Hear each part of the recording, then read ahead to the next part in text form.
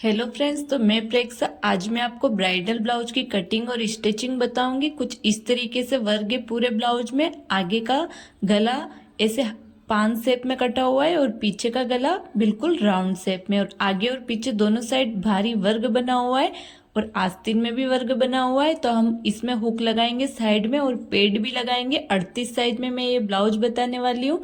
तो इसके लिए मैंने लिए 2 अस्तर और 36 साइज के पेड, क्योंकि हमें 1 इंच छोटा लेना रहता है, इसलिए मैं 38 साइज का ब्लाउज बना रही हूँ। इसमें मैंने लिए 36 साइज के पेड। आप भी 1 इंच ही कम लेना, अच्छे से फिटिंग आएगी। तो सबसे पहले हम वर्ग की लंबाई देख लेते हैं। आस्तीन में वर्ग की लंबाई क्या है, तो हमारी ये आस्तीन में वर्ग की लंबाई है 11 इंच। ठीक है। अब हमें ब्लाउज की लंबाई देखनी है कि ब्लाउज की लंबाई वर्ग में कितनी है। तो यहाँ पर ब्लाउज में लंबाई है 15.5 इंच वर्ग की, और हमारे कस्टमर की लंबाई है 15 इंच।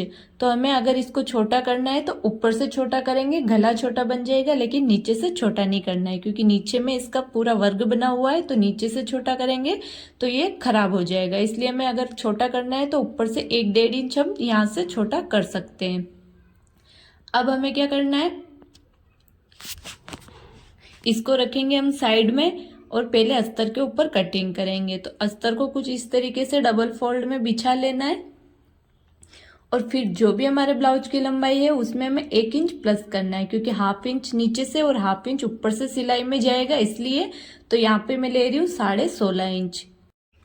16.5 इंच पर निशान लगाने के बाद हम स्केल से ऊपर वाली लाइन को सीधा कर लेंगे। अब हमें लगाना है शोल्डर का नाप। तो शोल्डर हम यहाँ लगाएंगे 6.5 इंच, क्योंकि हमारा गला बनने वाला है पीछे का 7 से 8 इंच का, इसलिए 6.5 इंच पर शोल्डर लेना है।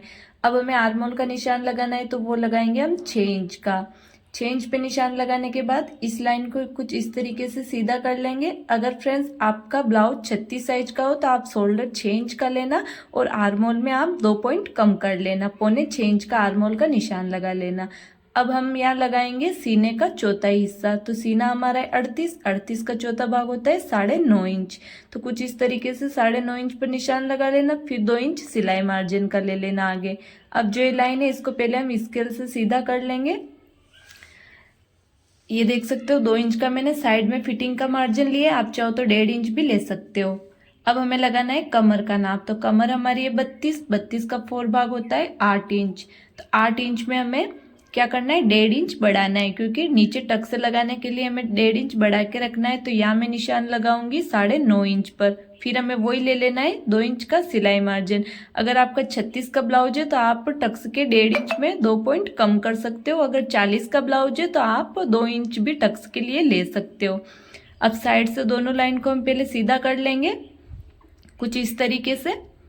अब हमें क्या करना है, आर्मोल की गोलाई देनी है। तो आर्मोल की गोलाई देने के लिए हमें क्या करना है, 1.2 लाइन, जैसे छोटी छोटी 2 लाइन होती है वो ले लेना है तिरछा में। फिर हमें आर्मोल को ऐसे बीच में से हाफ करना है इंची टेप को, और यहाँ से हमें गोलाई दे देनी है। तो देख सकते हो कुछ इस तरीके से अच्छे से इसके तीर का निशान के ऊपर ले जाकर ऐसे गोलाई दे देनी है हमें।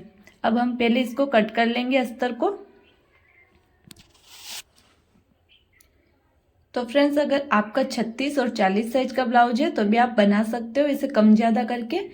अब हमने पीछे के पल्ले की कटिंग कर ली है। अब हमें क्या करना है, इस अस्तर को कुछ इस तरीके से बिछाना है, लेकिन ये इस साइड से खुला है तो इसको वापस हम सिलाई लगाकर ज्वाइंट करेंगे। तो आगे से ज्वाइंट करने के लिए कपड़ा छोड़ना है, तो मैंने 1/2 इंच छोड़ लिया, और बाकी सेम टू सेम ऐसा कैसे हम एक पार्ट और कट कर लेंगे, क्योंकि हम पेड लगाएंगे तो एक तो रहेगा हमारा मेन अस्तर के साथ अटैच हो जाएगा, मेन फैब्रिक के साथ, और एक हमारा रहेगा पेड को ढकने के लिए। तो डबल अस्तर लगेगा, इसलिए मैंने सेम टू सेम इसको कट कर लिया है। अब हमें क्या करना है, दूसरा अस्तर लेना है। एक अस्तर में हमारे 2 पार्ट कट हो गए। अब दूसरा अस्तर लेंगे हम, और दूसरे अस्तर के ऊपर भी जो हमने कट किया था ये पल्ला, इसको रख के और सेम टू सेम ऐसा का ऐसे हम कट कर लेंगे। तो देखो कुछ इस तरीके से मैंने 3 पल्ले कट कर लिए। अब कट करने के बाद हमें क्या करना है, इनको पहले रखेंगे साइड में, और जो हमारा बचा हुआ अस्तर का कपड़ा है उससे हम पहले आस्तीन निकाल लेंगे। तो आस्तीन की हमारी वर्ग में लंबाई थी 11 इंच, तो हमें 11 इंच रखनी है। तो हम यहाँ पर अस्तर में कितनी कटिंग करेंगे, 12 इंच पर कट करेंगे, क्योंकि हाफ इंच ऊपर से और हाफ इंच नीचे से सिलाई में चला जाएगा तो रेडी रहेगा 11 इंच। फिर हमें यहाँ से घुमाव देना है आस्तीन का 3.5 इंच पर। फिर आर्मोल लेंगे हम यहाँ पे 8.5 इंच पर निशान लगाकर कुछ इस तरीके से आस्तीन का हम शेप दे देंगे। अब जो भी हमारी मोरी है वो ले लेनी है। तो हमारी मोरी 6 इंच, तो मैंने यहाँ पर 6 इंच पर निशान लगाकर 2 इंच सिलाई मार्जिन ले लिया और यहाँ से साइड में से कपड़ा छोटा है तो यहाँ पर हम जॉइंट लगा लेंगे। तो कुछ इस तरीके से हमें आस्तीन को कट कर लेना है और बीच में हम आस्तीन के कट लगा लेंगे 20 सेंटर में। तो ये हमारी आस्तीन की कटिंग हो गई अस्तर के ऊपर। अब हमें क्या करना है, ये जो हमारा वर्ग वाला कपड़ा है इसको लेना है। इसको लेने के बाद जो ये हमारा वर्ग बना हुआ है इसको अच्छे से पहले ऐसे बिछा लेंगे, कपड़े को अच्छे से बिछा लेना है। फिर हमें अस्तर लेना है जो हमने कट किया था उसको बिल्कुल 20 सेंटर में रखेंगे। अस्तर का 20 सेंटर और इसका 20 सेंटर बिल्कुल बराबर में रखना है हमें। ये देख सकते हो, नीचे से भी ध्यान रखना है, ये यहाँ से हाफ इंच बढ़ा के रखना है क्योंकि यहाँ से पट्टी फोल्ड होगी, नीचे से सिलाई में जाएगा, इसलिए लेस के ऊपर नहीं आना चाहिए। और जो भी अगर एक्स्ट्रा होगा वर्ग में तो वो ऊपर से गले की साइड से कट होगा। तो नीचे से हमें बराबर रखना है और 20 सेंटर से बिल्कुल 20 सेंटर में रखना है। तो कुछ इस तरीके से बिछाकर हमें साइड साइड से कट कर लेना है। तो जब हम साइड से कट करेंगे तो हमें कुछ कपड़ा एक्स्ट्रा रख के ही कट करना है। फिर हम कच्ची सिलाई लगाने के बाद इसके बराबर में हम कट कर लेंगे। तो ये देख सकते हो, कुछ मैंने हाफ इंच साइडों से एक्स्ट्रा रखा है कपड़े को और मैंने इसको कट कर लिया है। तो ये मैंने आगे के पल्ले को कट कर लिया। आगे का पल्ला कट होने के बाद सेम टू सेम इसी तरीके से हमें पीछे के पल्ले को भी बिछाना है और पीछे के पल्ले को भी इसी तरह कट कर लेंगे। तो देखो ये पीछे का पल्ला है, इसको भी सेम टू सेम अस्तर को ऐसा कैसे बिछा के इसको भी हम कट कर लेंगे।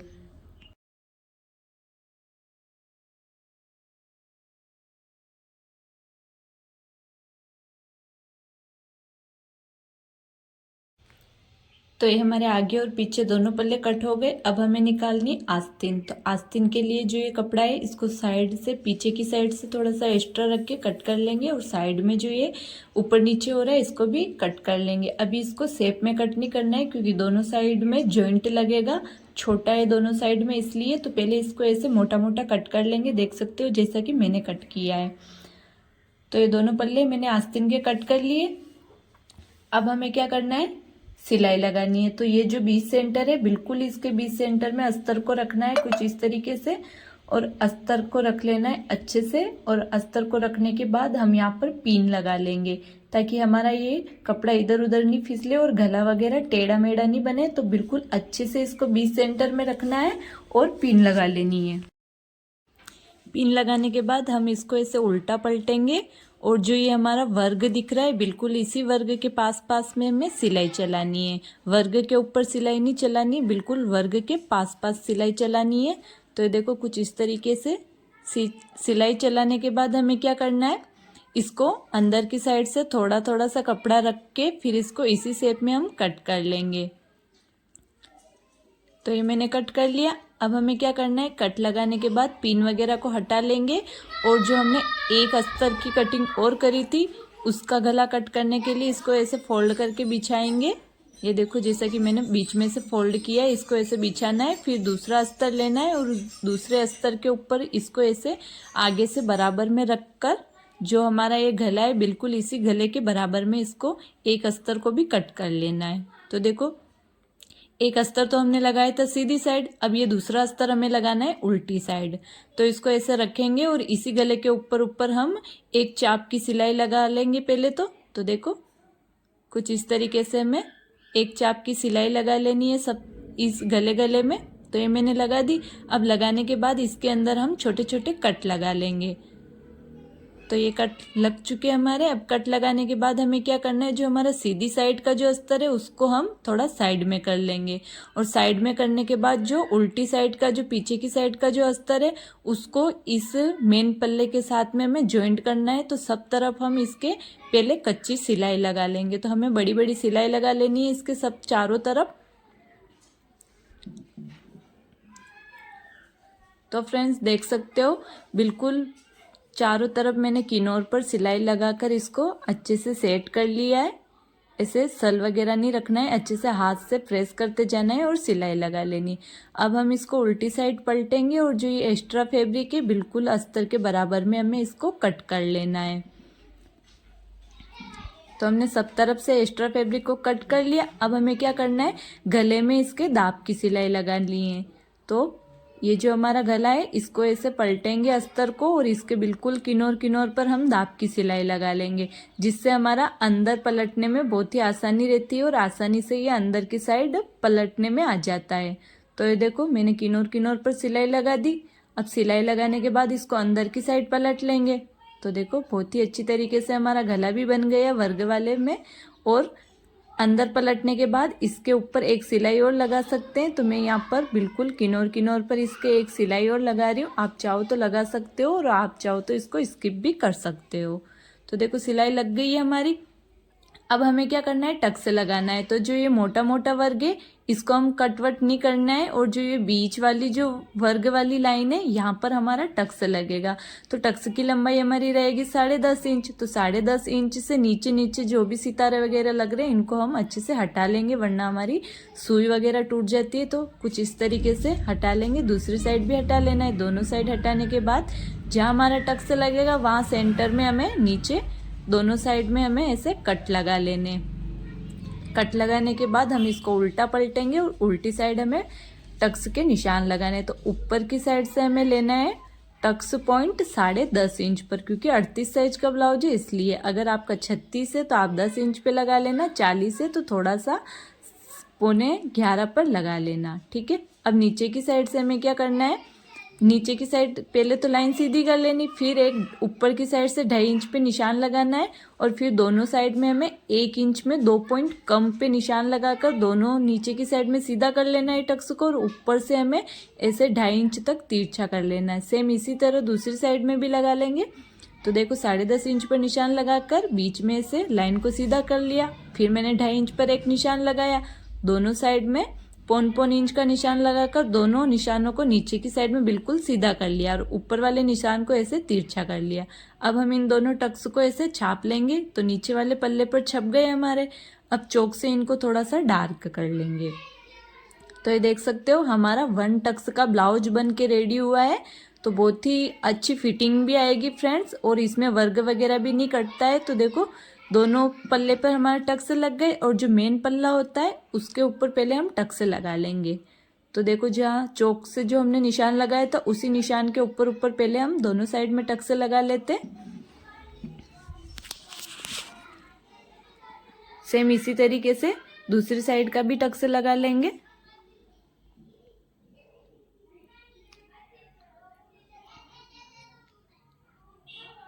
तो ये हमारे मेन पल्ले के दोनों साइड के टक्स लग के रेडी हो गए। अब हमें क्या करना है, ये जो दूसरा अस्तर है इसके साथ में इसके ऊपर टक्स लगाने, ताकि इसके ऊपर हमारा पेड़ अटैच होगा, इसलिए हमें टक्स अलग अलग लगाने रहते हैं। तो इसको भी ऐसे रखेंगे और अंदर की साइड में सेम इसी तरीके से हमें दोनों साइड में पहले टक्स लगा लेने।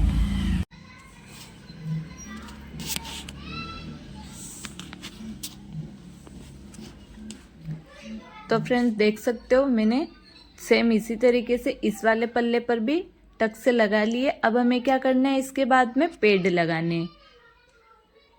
तो ये हमारे टक्स लग के रेडी हो गए। अब हमारा जो मेन पल्ला है इसके ऊपर ये पेड़ अटैच नहीं होगा, ये जो अंदर वाला यहाँ पर हमारा पेड़ अटैच होगा। तो इसको पहले ऐसे उल्टा रखेंगे और हमें पेड़ लेना है और इन पेड़ को सीधी साइड रखना है और सीधी साइड में ऐसे फोल्ड करके बीच में यहाँ से चौक से निशान लगा लेंगे। दोनों पेड़ पे हमें ऐसे चौक से निशान लगा लेना है। फिर जो हमने जो ये टक्स लगाए थे, जो ऊपर की साइड जो टक्स का जो पॉइंट है वहाँ पर हमें इनको मिला के रखना है। जो भी हमारा टक्स का वहाँ पॉइंट है वहाँ पर मिला के रखना है। तो पहले ऐसे रख लेंगे और फिर इसको ऐसे उल्टा पलटेंगे, टक्स को ऊपर रखना है और जो ये पॉइंट हमने लगाया था यहाँ पर ऐसे उंगली को रखना है। जो टक्स पॉइंट है वहाँ पर इसको ऐसे हाथ से उंगली से दबा के रखना है और फिर यहाँ से सिलाई से हम यहाँ पर टक कर लेंगे।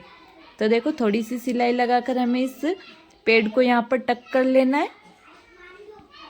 ये अब सेम इसी तरीके से हम दूसरे वाले पेड़ पर भी टक करना है। तो ऐसे पकड़ेंगे हम और उंगली से दबाकर यहाँ जो ये हमारा पॉइंट है यहाँ पर रखना है और ऐसे ही सिलाई लगा लेनी है। तो इससे हमारे पेड़ बहुत ही अच्छी तरीके से लग जाएंगे। और ज़्यादा सिलाई लगाने से पेड़ खराब हो जाते हैं, तो बस थोड़ा सा टिक ही लगाना है। तो दोनों साइड में मैंने फ्रेंड्स टिक लगा दी है।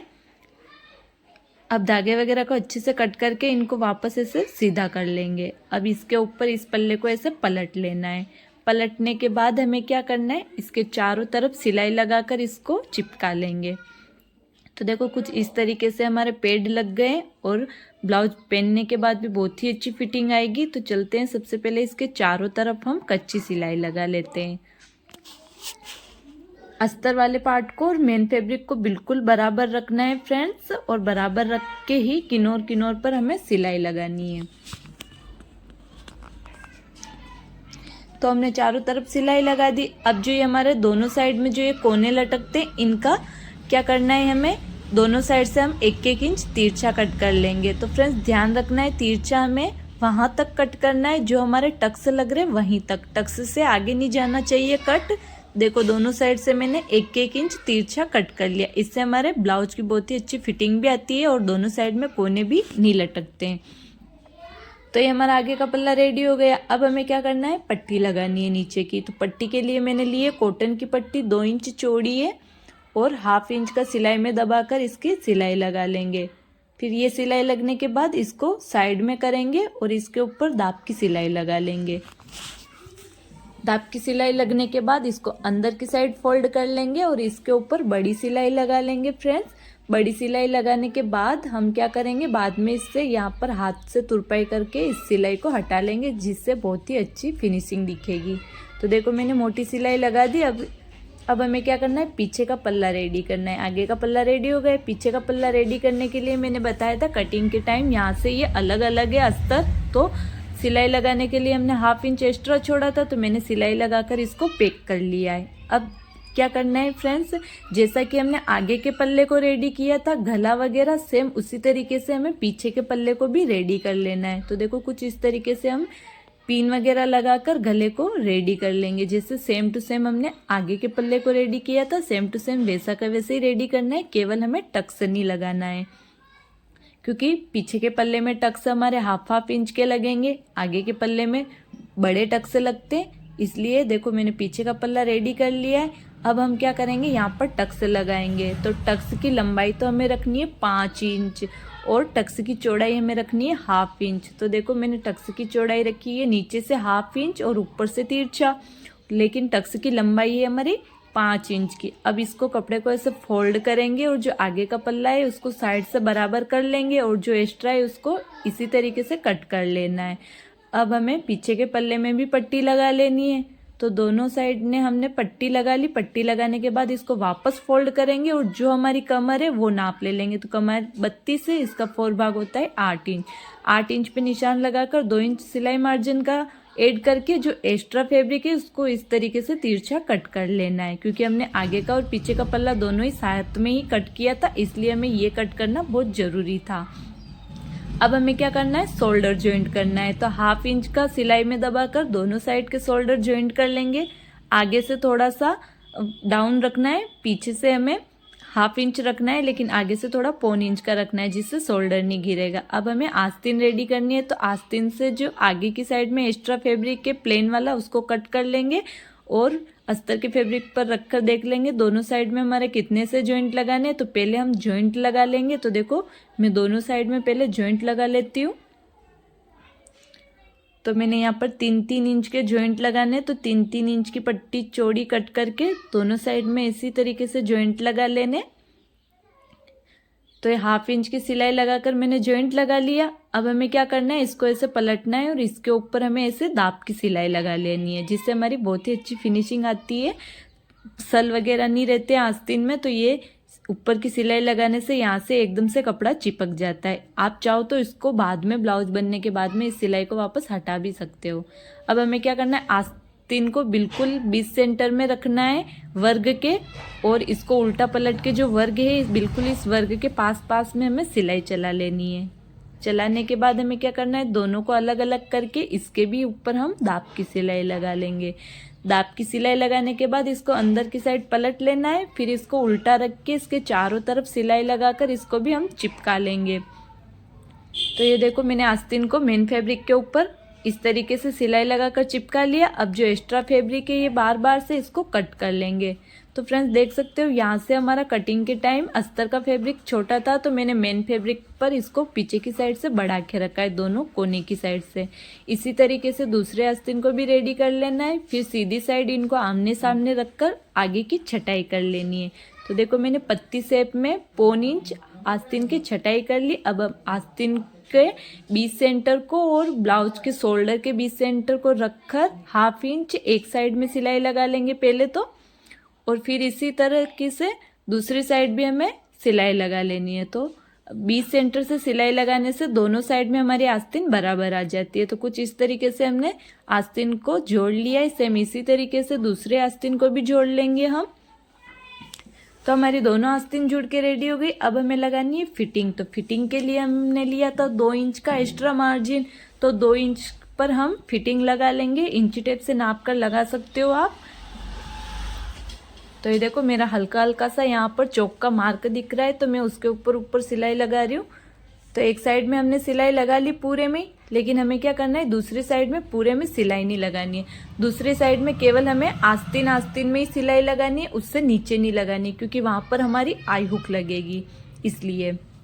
तो देखो दोनों साइड में हमारी फिटिंग लग गई है। अब हम इसको सीधा करेंगे और कुछ इस तरीके से हमारा ब्लाउज का ये फाइनल लुक है, देख सकते हो। और दोनों साइड में ये 2-2 इंच का अंदर फोल्ड कर लिया पट्टी को मैंने, और दोनों को ऐसे बराबर में रखकर आमने सामने हम निशान लगा लेंगे। एक पट्टी पर आई और एक पट्टी पर हुक। तो देख सकते हो आप, मैंने पीछे वाली पट्टी पर लगाई आई और आगे वाली पट्टी पर लगाए हुक। अगर आपको हमारा ये वीडियो पसंद आया हो तो हमारे वीडियो को लाइक शेयर सब्सक्राइब कर लेना, और ऐसे ही वीडियो देखने के लिए हमारे चैनल को सब्सक्राइब कर लेना, ताकि आपको हर एक वीडियो आप तक मिलती रहे सबसे पहले। और ये देख सकते हो बहुत ही अच्छी फिनिशिंग है। और साइड में चेन लगाने से फ्रेंड्स ये प्रॉब्लम रहती है चेन खराब होने की, लेकिन आई हुक में कोई प्रॉब्लम नहीं रहती है। मिलते हैं अगले वीडियो में, जब तक के लिए बाय बाय।